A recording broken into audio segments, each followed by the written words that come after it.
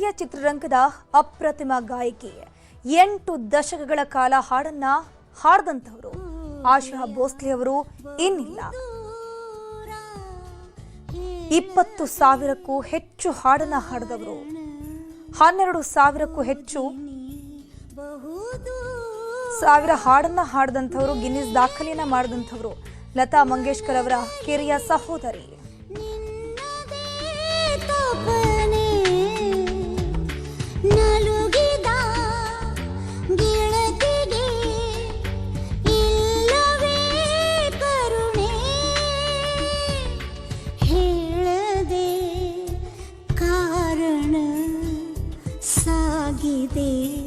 ಅತಿ ದೂರ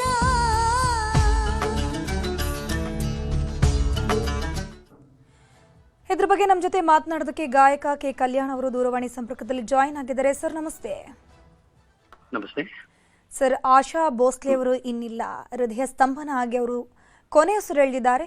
ಈ ಕ್ಷಣದಲ್ಲಿ ಅವರನ್ನು ಮತ್ತು ಅವರ ಸಾಧನೆಯನ್ನ ನೆನಪಿಸೋದಾದ್ರೆ ಅದೇ ಅವ್ರಿಗಿಲ್ಲ ಅನ್ನೋ ವಿಷಯನೇ ಒಂಥರ ಜೀರ್ಣಿಸ್ಕೊಳ್ಳೋಕೆ ಕಷ್ಟ ಆಗುವಂತ ವಿಷಯ. ಅವರು ಅವ್ರ ಹಾಡುಗಳ ಮೂಲಕ ಯಾವಾಗ್ಲೂ ಕೂಡ ಶಾಶ್ವತವಾಗಿರ್ತಾರೆ ಅನ್ನೋದಷ್ಟೇ ಹೇಳ್ಬಹುದು. ಸರಸ್ವತಿ ತನ್ನ ಮತ್ತೊಂದು ಅವತಾರವನ್ನ ಮುಗಿಸ್ಕೊಂಡಿದ್ದಾಳೆ. ಅವರು ಯಾವಾಗ್ಲೂ ಇರ್ತಾರೆ ಅವ್ರ ಹಾಡುಗಳ ಮೂಲಕ. ಮತ್ತೆ ತುಂಬಾ ಹೃದಯವಂತಿಕೆಗೆ ಹೆಸರಾದಂತ ಗಾಯಕಿಯವರು. ಅನೇಕ ಭಾಷೆಗಳಲ್ಲಿ ಹಾಡಿ ಸಾಧನೆ ಮಾಡಿದಂತವ್ರು. ಅವ್ರ ಬಗ್ಗೆ ಎಲ್ಲ ಮಾತಾಡಕ್ ನಾವೆಲ್ಲ ಬಹಳ ಚಿಕ್ಕವರು. ಅವರ ಹಾಡುಗಳನ್ನ ಕೇಳ್ತಾ ನಾವೆಲ್ಲ ಅಂಬೆಗಾಲಿಟ್ಟವರು. ಖಂಡಿತ ಸರಸ್ವತಿ ಆಶೀರ್ವಾದ ಎಲ್ಲರ ಮೇಲೆ ಇರ್ಬೇಕು ಅಂತ ಕೇಳ್ತೀವಿ. ಸರ್, ಅವರ ಹಾಡು, ಅವರ ಧ್ವನಿ ನಿಮ್ಗೆ ಯಾವ ರೀತಿ ಸ್ಫೂರ್ತಿ ಕೊಡ್ತಾ ಇತ್ತು? ಎಲ್ರಿಗೂ, ನನ್ನ ಒಬ್ಬನಿಗೆ ಅಲ್ಲ, ಸಂಗೀತ ಪ್ರೇಮಿಗಳು ಎಲ್ರಿಗೂ, ಕೇಳುಗರು ಎಲ್ರಿಗೂ ಅವ್ರ ಧ್ವನಿ ಇಷ್ಟಪಡದೇ ಇರೋರು ಯಾರಿದ್ದಾರೆ? ಅವ್ರ ಧ್ವನಿಯಿಂದ ಗೊತ್ತಿಲ್ದೇನೋ ಎಷ್ಟೋ ತರದಲ್ಲಿ ಒಂಥರ ಪಾಸಿಟಿವ್ ಎನರ್ಜಿ ಸಿಕ್ಕಿರುತ್ತೆ ಅವ್ರ ಧ್ವನಿಯಿಂದ. ಖಂಡಿತ. ಯಾಕಂದ್ರೆ ಮನಸ್ಸಿನಿಂದ ಅವ್ರು ಹಾಡ್ತಾ ಇದ್ದಂತವ್ರು. ಅವ್ರ ಹಾಡಲ್ಲೇ ಅವ್ರ ವ್ಯಕ್ತಿತ್ವ ಗೊತ್ತಾಗೋದು, ಹಾಡುಗಾರಿಕೆಯಲ್ಲೇ ಅವ್ರ ವ್ಯಕ್ತಿತ್ವ ಗೊತ್ತಾಗ್ತಿತ್ತು. ಆತರ ಒಂದು ಮಹಾನ್ ಗಾಯಕಿ, ಅವ್ರ ಆಶೀರ್ವಾದ ಇರ್ಬೇಕಷ್ಟೇ. ಆಗಿನ ಕಾಲದಿಂದಲೂ ಕೂಡ ಬರೋಬ್ಬರಿ 20 ಭಾಷೆಗಳು ಅಂತಂದ್ರೆ ಅದು ಕಡಿಮೆ ಅಲ್ಲ. ಬಗೆ ಬಗೆಯ ಭಾಷೆಗಳು, ಬಗೆ ಬಗೆಯ ರೀತಿಯ ಹಾಡುಗಳನ್ನ ಹಾಡ್ದಂತವರು. ಹೌದು ಹೌದು ಹೌದು. ಸರ್, ನಿಮ್ಮ ಫೇವ್ರೆಟ್ ಸಾಂಗ್ ಯಾವುದು ಅವರದ್ದು? ಯಾವ್ದಾದ್ರು ಒಂದು ಹಾಡು ಒಂದು ಎರಡು ಅಂತ ಹೇಳಿದ್ರೆ ಉಳಿದ ಹಾಡುಗಳಿಗೆ ಅಪಚಾರ. ಅವ್ರು ಹಾಡಿದ ಎಲ್ಲ ಹಾಡುಗಳು ಇಷ್ಟ ನನಗೆ. ಅದರಲ್ಲೂ ಗಜಲ್ಗಳು ಬಹಳ ಬಹಳ ಇಷ್ಟ. ಸಿನಿಮಾ ಹಾಡುಗಳಷ್ಟೇ ಗಜಲ್ಗಳು ಬಹಳ ಇಷ್ಟ ನನಗೆ. ಈ ಕ್ಷಣದಲ್ಲಿ ಅವರ ನೆನಪಿಗೋಸ್ಕರ ಒಂದು ಹಾಡನ್ನ ಹಾಡಬಹುದಾ? ಇಲ್ಲ, ನಾನು ಗಾಯಕ ಅಲ್ಲ. ನಾನು ಸಂಗೀತ ನಿರ್ದೇಶಕ, ಗೀತ ರಚನೆಕಾರ. ಗಾಯಕ ಅಲ್ಲ. ಹಾಗಾಗಿ ನಾನು ಅವ್ರ ಹಾಡುಗಳನ್ನ ಕೇಳ್ತೀನಿ. ಒಬ್ಬ ಒಳ್ಳೆ ಅವರ ಹಾಡುಗಳ ಒಳ್ಳೆ ಕೇಳುಗ, ಮತ್ತೆ ಅವರ ಅಭಿಮಾನಿ ಅಂತ ಹೇಳ್ಬೋದು ಅಷ್ಟೇ. Thank U K Kalyan sir, news 18 ಜೊತೆ ಮಾತನಾಡಿದ್ದಕ್ಕೆ.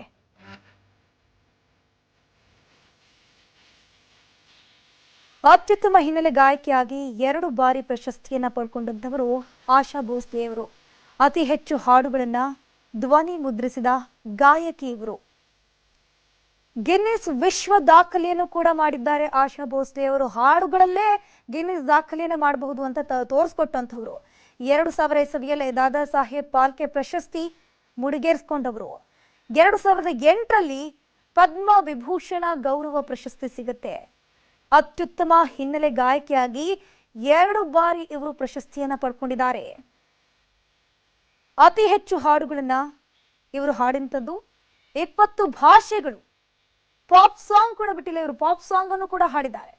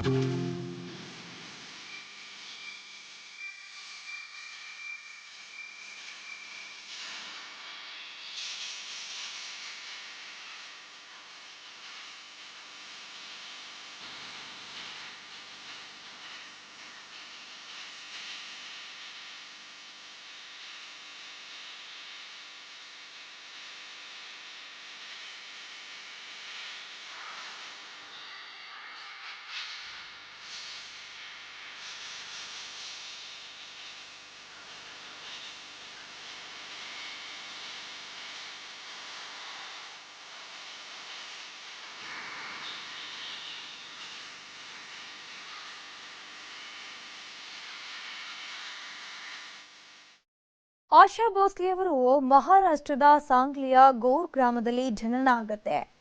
8 ಸೆಪ್ಟೆಂಬರ್ 1933ರಂದು ಸಂಗೀತ ಕುಟುಂಬದಲ್ಲೇ ಜನನ ಆಗತ್ತೆ. ಸಂಗೀತ ಕುಟುಂಬದಲ್ಲೇ ಬೆಳೆದಂತವರು. 1943ರಿಂದ ಅವರು ಸಂಗೀತದ ಒಂದು ಸಿಂಗಿಂಗ್ ಜರ್ನಿ ಏನಿದೆ ಅದಕ್ಕೆ ಮೊದಲ ಬಾರಿಗೆ ಮೊದಲ ಪಾದವನ್ನು ಇಡ್ತಾರೆ. 1943ಕ್ಕೆ ಅವರು ಸಂಗೀತದ ಜರ್ನಿಗೆ ಪಾದಾರ್ಪಣೆ ಮಾಡುವಂಥದ್ದು. ಪಂಡಿತ್ ದೀನನಾಥ್ ಮಂಗೇಶ್ವರ್ ದಂಪತಿಯ 3ನೇ ಮಗಳಿವರು. 1949ರಲ್ಲಿ ಗಣಪತರಾವ್ ಭೋಸ್ಲೆ ಜೊತೆ ಆಶಾ ಭೋಸ್ಲೆ ಅವರ ಮದುವೆ ಆಗುತ್ತೆ. ಇವರಿಗೆ 3 ಜನ ಮಕ್ಕಳು, 5 ಜನ ಮುದ್ದಾದ ಮೊಮ್ಮಕ್ಕಳು ಕೂಡ ಇದ್ದಾರೆ. 8 ದಶಕಗಳಿಗೂ ಹೆಚ್ಚು ಕಾಲ ಚಿತ್ರರಂಗಕ್ಕೆ ಗಾಯಕಿಯಾಗಿ ಕೊಡುಗೆಯನ್ನ ಕೊಟ್ಟಿದ್ದಾರೆ. 90 ವರ್ಷ ಆದರೂ ಕೂಡ ಲೈವ್ ಸಿಂಗಿಂಗ್ ಶೋಗಳನ್ನ ಕೊಡ್ತಾ ಬರ್ತಾ ಇತ್ತು. ಒಂದು ಲೈವ್ ಸಿಂಗಿಂಗ್ ಶೋ ಅಂತಂದ್ರೆ ಸಾಕಷ್ಟು ಕಷ್ಟ ಕೂಡ ಇರುತ್ತೆ. ಯಾಕಂದ್ರೆ ಸ್ಟೇಜ್ ನಲ್ಲಿ ನಿಂತುಕೊಂಡೇ ಸತತವಾಗಿ 3 ರಿಂದ 4 ಗಂಟೆಗಳ ಕಾಲ ಹಾಡನ್ನ ಹಾಡಬೇಕು, ಜನರನ್ನ ರಂಜಿಸಬೇಕು. ಸಾಕಷ್ಟು ಎಫರ್ಟ್ಗಳನ್ನು ಕೂಡ ಹಾಕಬೇಕು. ತಮ್ಮ 90 ವರ್ಷಕ್ಕೂ ಕೂಡ ವಯಸ್ಸಾಗಿದೆ ಅಂತನೂ ಕೂಡ ಒಂದು ಕುಗ್ಗದೆ ಜಗ್ಗದೆ ಅವರು 90ನೇ ವರ್ಷಕ್ಕೂ ಕೂಡ ಲೈವ್ ಸಿಂಗಿಂಗ್ ಶೋಗಳನ್ನ ಕೊಡ್ತಾ ಬರ್ತಾ ಇದ್ರು. ವಿವಿಧ ಭಾರತೀಯ ಭಾಷೆಗಳಲ್ಲಿ ಚಲನಚಿತ್ರಗಳಿಗೆ ಹಿನ್ನೆಲೆ ಗಾಯಕಿಯಾಗಿದ್ರು. 2 ರಾಷ್ಟ್ರೀಯ ಚಲನಚಿತ್ರ ಪ್ರಶಸ್ತಿಗಳು. ಈ ಒಂದು ಸಂಗೀತದಲ್ಲೂ ಕೂಡ ಗಿನ್ನಿಸ್ ದಾಖಲೆಯನ್ನ ಮಾಡಬಹುದು ಅಂತ ಹೇಳ್ಕೊಂಡು ತೋರಿಸ್ಕೊಟ್ಟಂತವರು ಆಶಾ ಭೋಸ್ಲೆ ಅವರು. ಹೇಳದೆ ಕಾರಣ ಹೋದೆಯ ಬಹುದೂರ, ಹೇಳದೆ ಕಾರಣ ಹೋದಿನಿ ಬಹುದೂರ. ನಮ್ಮ ಜೊತೆ ಮಾತನಾಡೋದಕ್ಕಿದ್ದಾರೆ ಗಾಯಕ ವಿಜಯ್ ಪ್ರಕಾಶ್ ಸರ್. ನಮಸ್ತೆ. ನಮಸ್ಕಾರ. ಆಶಾ ಭೋಸ್ಲೆ ಅವರು ಇನ್ನಿಲ್ಲ ಸರ್. ಈ ಕ್ಷಣದಲ್ಲಿ ಅವರನ್ನ ಸ್ಮರಿಸೋದಾದ್ರೆ ಏನು ಪದಗಳು ಖಂಡಿತವಾಗಿಯೂ ಇಲ್ಲ. ಅಂದ್ರೆ ಒಬ್ಬ ಗಾಯಕನಾಗಿ ನಾನು ನೋಡಿದಾಗ ಅವ್ರು ಮಾಡಿರೋ ಕೆಲಸ ಅಲ್ಲ ಅಸಾಧ್ಯ. ಅಂದ್ರೆ ಅದು ಇವರೆಲ್ಲ ಮನುಷ್ಯರ ಅಥವಾ ಭಗವಂತನ ಸೃಷ್ಟಿಯಲ್ಲಿ ಬಂದಿರುವಂತಹ ಅವತಾರ ಪುರುಷರ ಅಂತ ಅನ್ಸುತ್ತೆ. ಯಾಕಂದ್ರೆ ಆ ರೀತಿಯಾದಂತಹ ಕೆಲಸ, ಜೀವನ, ಆ ಒಂದು ಮಾದರಿ ಅಂತ ಹೇಳ್ತೀವಿ ನೋಡಿ ಗಾಯಕರಿಗೆ. ಒಂಥರ ಇಡೀ ಫ್ಯಾಮಿಲಿ, ಲತಾಜಿ ಆಗ್ಲಿ ಅಥವಾ ಮೇಡಮ್ ಆಶಾಜಿ ಆಗ್ಲಿ, ಇಬ್ರು ನಾನು ಇತ್ತೀಚೆಗೆ ಕೆಲವು ವರ್ಷಗಳ ಹಿಂದೆ, ಇತ್ತೀಚೆಗೆ ಬಹಳ ದೂರನೂ ಅಲ್ಲ, ಒಂದು ಕೆಲವು ವರ್ಷಗಳ ಹಿಂದೆ ನಾನು ನಮ್ಮ ಗುರುಗಳ ಮಂಡಳಿ ಅವ್ರನ್ನ ಭೇಟಿ ಆದಾಗ ಎಷ್ಟು ಬಹಳ ಉತ್ಸಾಹದಿಂದ ಹಾಡಿದ್ರು. ನಾನು ಅವಾಗಲೇ ಏನ್ ದೀದಿ ಇಷ್ಟು ಅಂದ್ರೆ ಇನ್ನೂ ಈ ರೀತಿ ಹಾಡ್ತಾ ಇದಾರಲ್ಲ ಆಶಾ ಭೋಸ್ಲೆ ಅವರು ಈ ಪ್ರಾಯದಲ್ಲೂ ಕೂಡ ಅಂತ ಬೆರಗಾಗಿದ್ದೆ. ಅವ್ರು ಇತ್ತೀಚೆಗೆ ದುಬೈಲ್ ಮಾಡದಂತ ಶೋನಲ್ಲೂ ಕೂಡ ಜನ ತುಂಬಿದ್ರು. And he was like a rock star on stage. ಈಗ ಒಂದು ವರ್ಷದ ಹಿಂದಿನ ಮಾತು ಅನ್ಕೋತೀನಿ ಬಹುಶಃ. ಸೊ ಆ ರೀತಿ ತಮ್ಮನ್ನ ತಾವು ಅವರು ಸಂಗೀತ ಪ್ರಪಂಚಕ್ಕೆ ಸಂಪೂರ್ಣವಾಗಿ ತೊಡಗಿಸ್ಕೊಂಡು ಹಾಡು ಬಿಟ್ರೆ ಇನ್ನೇನಿಲ್ಲ. ಮತ್ತೆ ಏನು ವರ್ಸಟಾಲಿಟಿ, ಏನು ವೆರೈಟಿ ಅವ್ರು ಕೊಟ್ಟರು ಹಾಡುಗಳು. 1-2 ಎಲ್ಲಾ ಬಗೆಯ ಹಾಡುಗಳು, ಶಾಸ್ತ್ರೀಯ ಸಂಗೀತದಿಂದ ಹಿಡಿದು ಎಲ್ಲಾ ಬಗೆಯ ಹಾಡುಗಳನ್ನ ಕೊಟ್ಬಿಟ್ರು. ಸರ್, ಅವ್ರನ್ನ ಭೇಟಿಯಾದಂತ ಸಂದರ್ಭದಲ್ಲಿ ಸಿಕ್ಕಾಗ ಅವರ ನೇಚರ್ ಯಾವ ರೀತಿ ಇರ್ತಿತ್ತು ಅಂತ? ಬಹಳ ಒಂಥರ ತಮಾಷಿ. He would always be very fun oriented. ಬಹಳ ಒಂದು ರೀತಿ, ಯಾಕಂದ್ರೆ ನಮ್ಮ ಗುರುಗಳಿಗೆ ಬಹಳ ಹತ್ರ ಅವರು. ಹಾಗಾಗಿ ನನಗೆ ನಮ್ಮ ಗುರುಗಳ ಮೂಲಕನೇ ನನಗೆ ಅವರ ಪರಿಚಯ, ಸಂಬಂಧ. ನಮ್ಮ ಶ್ರೀ ಸುರೇಶ್ ವಾಡ್ಕರ್ ಅವರು ಬಹಳ ಹತ್ರ ಅವರು. ಸೊ ಮನೆಗೆ ಬರೋರು, ಹೋಗೋರು, ಅಂಡ್ ಅವರ ಒಡನಾಟ ಬಹಳ. ಮತ್ತೆ ಎಲ್ರು ಬಹಳ ಸಪೋರ್ಟ್ ಮಾಡೋರು. ಕೆಸ ಚಲ್ ರಹಾ ಹೇ ರಿಯಾಜ್, ಚೆನ್ನಾಗಿ ಪ್ರಾಕ್ಟೀಸ್ ನಡೀತಾ ಇದೆಯಾ, ಅವರೆಲ್ಲ ಅವರು ಮಾಡಿದ ಪ್ರಾಕ್ಟೀಸು, ಮಿಕ್ಕವ್ರಿಗೆ ಹೇಳಿದ್ದು ಪ್ರಾಕ್ಟೀಸ್, ಇನ್ನೇನಿಲ್ಲ.